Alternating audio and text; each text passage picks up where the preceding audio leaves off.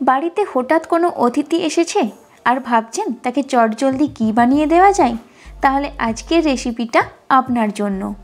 আমাদের আজকের recipe bread chop বা ব্রেড রোল। চলুন দেখে নেওয়া যাক কীভাবে বানাচ্ছি। আর এরকম সুন্দর সুন্দর আরও ভিডিও দেখার জন্য আমার চ্যানেলটা অবশ্যই সাবস্ক্রাইব করে পাশে থাকা বেল আইকনটা ক্লিক করে দেবেন। এই রোলটা বানানোর জন্য এখানে আমি 2টো আলু নিয়েছি, আর আলুগুলোকে আমি আগে থেকেই বয়েল করে নিয়েছিলাম। এবার একটি গ্রেটারের সাহায্যে আলুটাকে গ্রেট করে নেব, তবে আপনারা চাইলে হাত দিয়েও এটাকে মেখে নিতে পারেন। আর এইভাবে গ্রেট করে নেওয়ার জন্য কিন্তু আলুর মধ্যে কোনো ঢেলা ঢেলা ভাব থাকবে না। এবার এই গ্রেট করে নেওয়া আলুর মধ্যে দিয়ে দেব আগে থেকে কুচিয়ে রাখা পেঁয়াজ। এখানে আমি একটি মিডিয়াম সাইজের পেঁয়াজকে কুচি করে নিয়েছিলাম।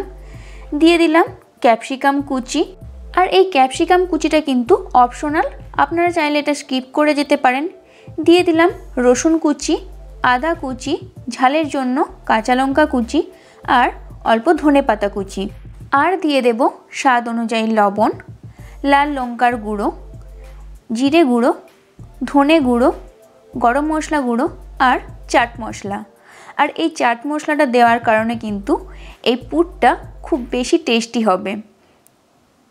এবার সব কিছু উপকরণকে আলুর সাথে খুব ভালোভাবে মেখে নিতে হবে।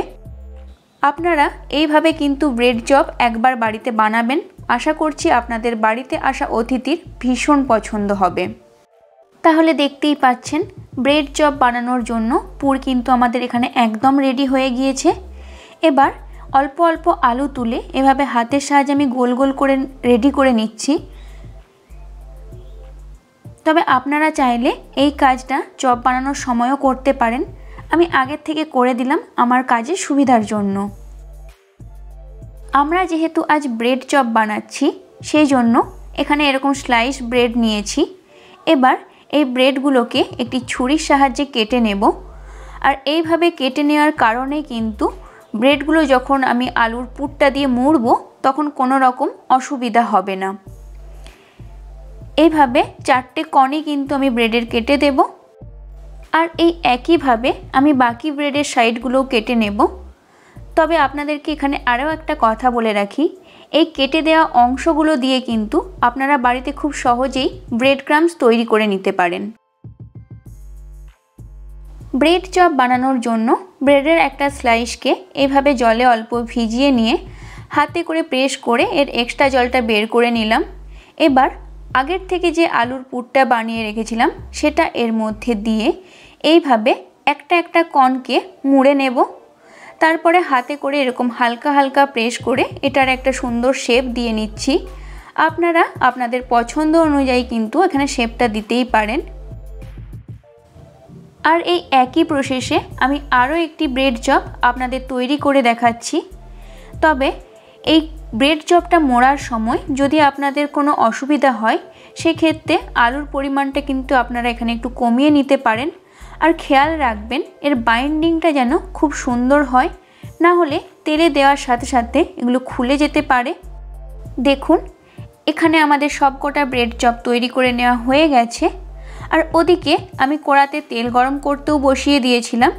এবার একটি একটি করে ব্রেড চপ তেলের মধ্যে দিয়ে দেব। আর বলে রাখি এই সময় কিন্তু আমি গ্যাসের ফ্লেমটাকে একদম লো করে রেখেছি, কেননা হাইতে করে যদি রাখা হয় তাহলে ব্রেড দেওয়ার সাথে সাথে এগুলি ওপর থেকে ক্রিস্পি হয়ে যাবে আর ভেতরটা কাঁচা রয়ে যাবে। 2 মিনিট ভালোভাবে সেট হয়ে যাবার পর আমি এরকম একটি খুন্তির সাহায্যে ব্রেড চপগুলোকে একবার উল্টে দিচ্ছি।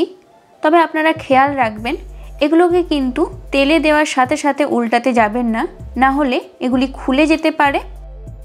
দেখুন ব্রেড চপের কালার আমাদের এখানে ধীরে ধীরে চেঞ্জ হতে শুরু করেছে। এইভাবে উল্টে পাল্টে ব্রেড চপগুলোকে খুব ভালোভাবে ফ্রাই করে নেব।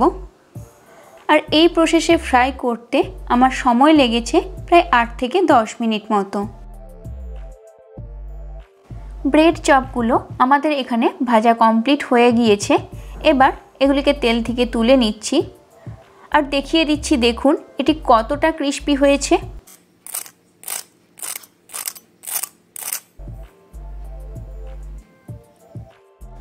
এবার এই ব্রেড চপের উপরে অল্প বিট লবণ আর চাট মশলা ছড়িয়ে চায়ের সঙ্গে গরম গরম পরিবেশন করুন।